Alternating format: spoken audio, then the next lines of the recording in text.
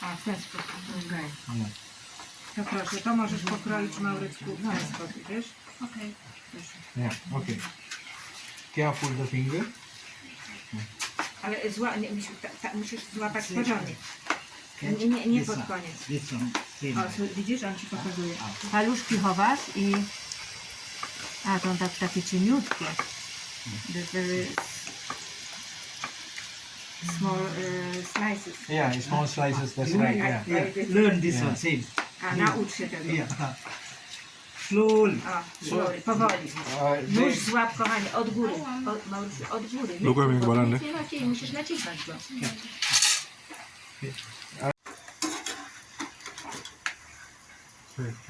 Okay, now what is we are doing? We are squeezing to remove the oil. Jest, no So, tak. yeah, czekaj. normally we are putting this one spinner. You know the spinner that we have hole inside. Yes.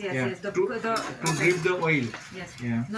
Normalnie dają do sitka, żeby olej po prostu ściekł, ale teraz używają tej, no tu nie mają chyba warunków, nie ma.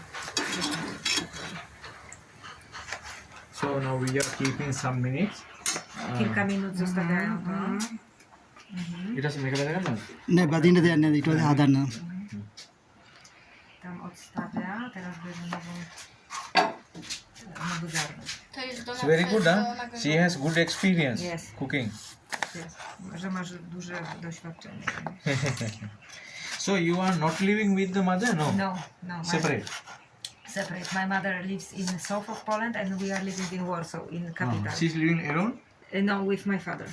Father. Okay, With cat and dog. एक में बंद है Uh-huh. एक में बंद है